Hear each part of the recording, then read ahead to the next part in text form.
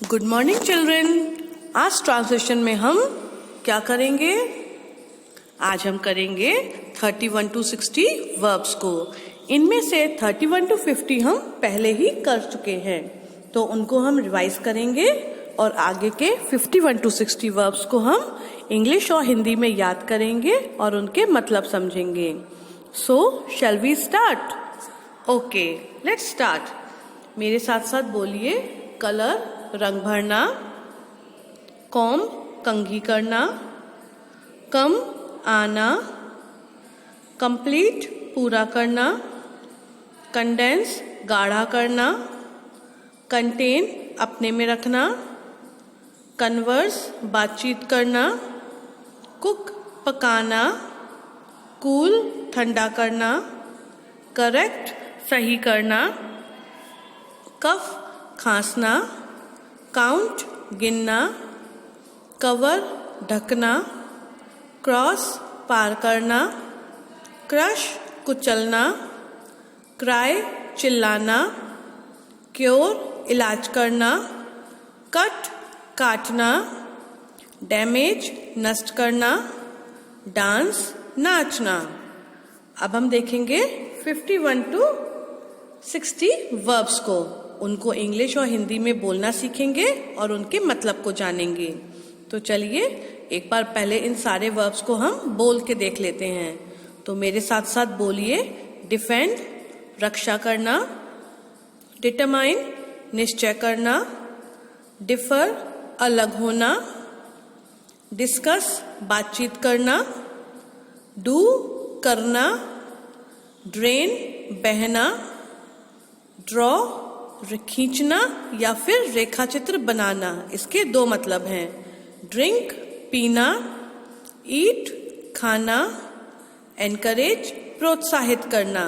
तो चलिए अब हम इनकी स्पेलिंग्स देखते हैं और इनके मतलब को समझते हैं। DEFEND defend. डिफेंड मतलब रक्षा करना। DEFEND डिफेंड मतलब क्या होता है? रक्षा करना। अब इसको हम समझते हैं।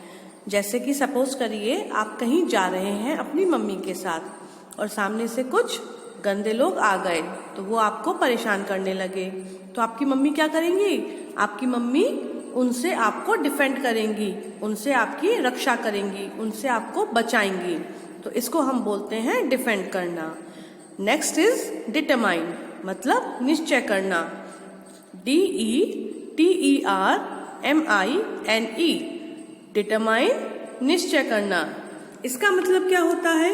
इसका मतलब ये होता है कि मैंने कोई चीज पक्के इरादे से सोच ली है कि मुझे ऐसा ही करना है। तो हम क्या बोलते हैं?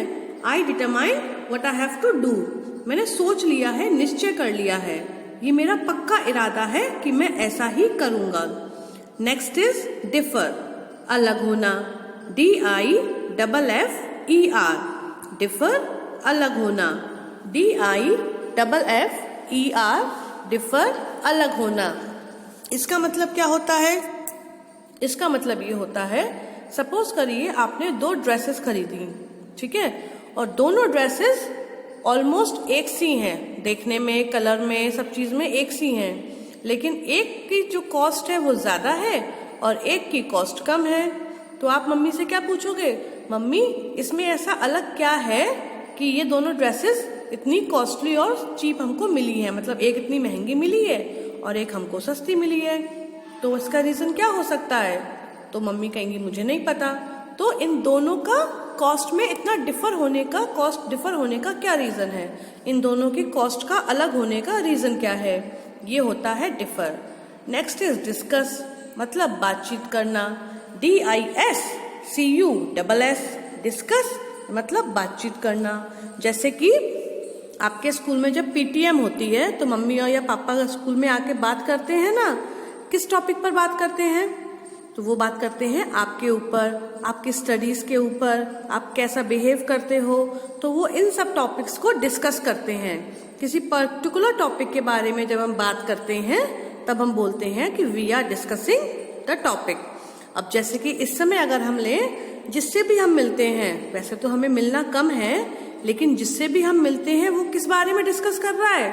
कोरोना वायरस के बारे में। किस बारे में? कि ये कैसे शुरू हुआ, कैसे खत्म होगा, क्या करना चाहिए, क्या नहीं करना चाहिए, इसी बारे में डिस्कशन होता रहता है ना।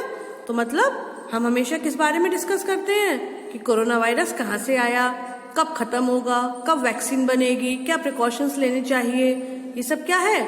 डिस्कशन है। किस टॉपिक पर? कोरोना वायरस पर। जब दो लोग इस टॉपिक पर बात करेंगे then we will say they are discussing on corona virus. Next is do. Do मतलब करना, DO डू, डू करना।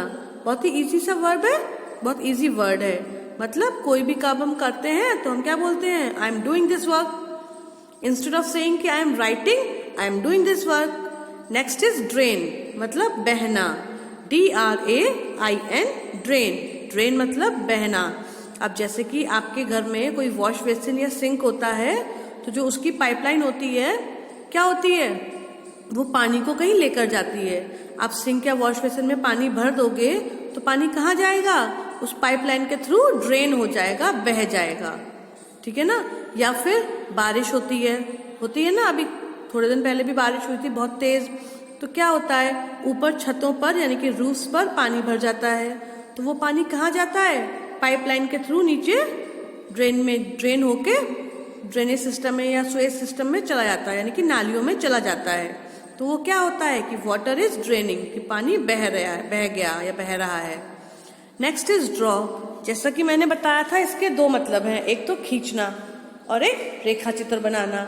रेखा चित्र बनाने का मतलब है कोई भी चीज जब हम ड्रॉ करते हैं इन ड्राइंग पेपर पर, ब्लैक बोर्ड पर, किसी कैनवस पर, किसी क्लॉथ पर हम कुछ भी ड्रॉ कर देते हैं, कोई भी चीज, कोई भी फिगर बना देते हैं, उसको बोलते हैं रेखा चित्र बनाना। और दूसरा होता है ड्रॉ मतलब खींचना।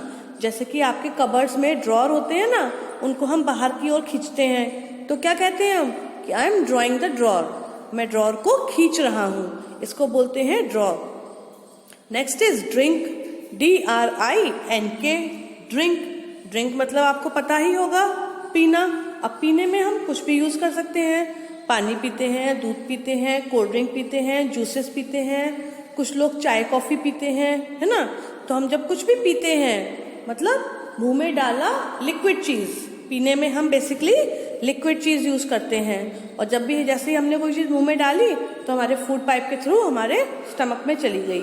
अगर लिक्विड चीज को हम मुंह अपने माउथ के थ्रू स्टमक में डालते हैं तो हम क्या बोलते हैं? दैट हमने वो ड्रिंक किया है।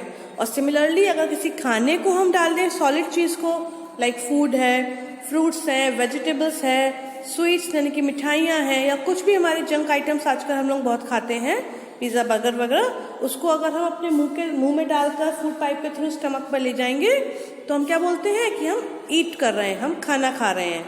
तो जब चीज लिक्विड में हम अपने मुंह में डाल के स्टमक में लाते हैं तो ड्रिंक, और अगर कोई सॉलिड फॉर्म की चीज है तो हम ईट करते हैं। एनकरेज, प्रोत्साहित करना, ENCOURAGE, एनकरेज। फिर से स्पेलिंग सुनिए, ENCOURAGE, एनकरेज, प्रोत्साहित करना। ये तो इसकी हिंदी थी। अब इसका मतलब क्या होता है? इसका मतलब ये होता है, सपोज करिए आपको कोई डांस कंपटीशन में पार्टिसिपेट करना है, ठीक है। आपकी मम्मी ने बोला आपसे कि आपको एक डांस कंपटीशन में पार्टिसिपेट करना है, लेकिन आपका मन नहीं है क्या कंपटीशन में पार्टिसिपेट करने का। तो मम्मी आपसे क्या कहेंगी? अरे नहीं बेटा, आपको करना चाहिए, हार जीत से क्या फर्क पड़ता है, कंपटीशन में पार्टिसिपेट करना ही सबसे बड़ी बात है। तो इसका मतलब क्या है? मम्मी आपको एनकरेज कर रही हैं कि आप ये काम करो। ठीक है, आपको समझ में आया? अब एग्जाम में है, आपने अच्छे से पढ़ाई की, लेकिन जब आप पेपर देने आए या फिर आप पेपर देके घर गए तो आपने मम्मी से क्या बोला? मम्मी मेरा पेपर ना आज अच्छा नहीं हुआ है, मैं शायद फेल हो जाऊंगा। तो मम्मी क्या बोलेंगी? नहीं, आप फेल कैसे हो जाओगे, आपने इतने अच्छे से पढ़ाई की थी, सारे क्वेश्चंस तो आपको आते हैं, और भी मम्मी आपको अच्छी अच्छी बातें बोलती हैं। ये सब क्या है? आपको एनकरेज करने का तरीका है, आपको मोटिवेट कर रही है मम्मी, आपका हौसला बढ़ा रही हैं। प्रोत्साहित करने का मतलब क्या है? हौसला बढ़ाना किसी का। अगर वो मतलब नीचे ऐसा महसूस कर रहा है, दुखी दुखी सा, तो उसको खुश करना बोलते हैं प्रोत्साहित करना। तो ये हमारे आज के वर्ब्स थे। एक बार इनको सबको रिवाइज कर लें। चलिए स्टार्टिंग से रिवाइज करते हैं।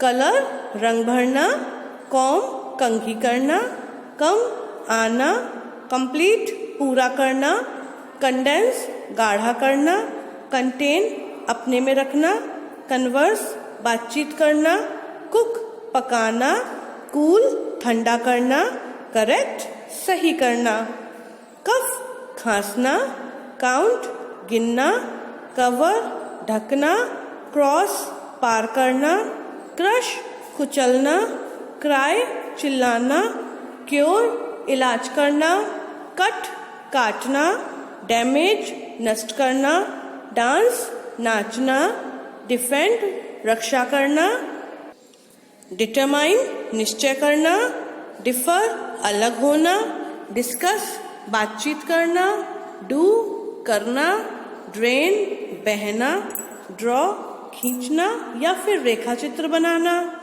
ड्रिंक पीना, ईट खाना और एनकरेज प्रोत्साहित करना। तो ये थे आपके 31 to 60 वर्ब्स। बाकी के वर्ब्स हम अपनी नेक्स्ट क्लास में करेंगे। अब आपको अपनी कॉपी पर करना क्या है, केवल 51 to 60 वर्ब्स लिखने हैं, क्योंकि बाकी के वर्ब्स आप क्या कर चुके हो, कल की क्लास में लिख चुके होगे ना। अगर नहीं लिखे तो सारे लिखने हैं, और लिख लिए तो केवल 51 to 60 लिखने हैं। Okay, good bye, have a nice day.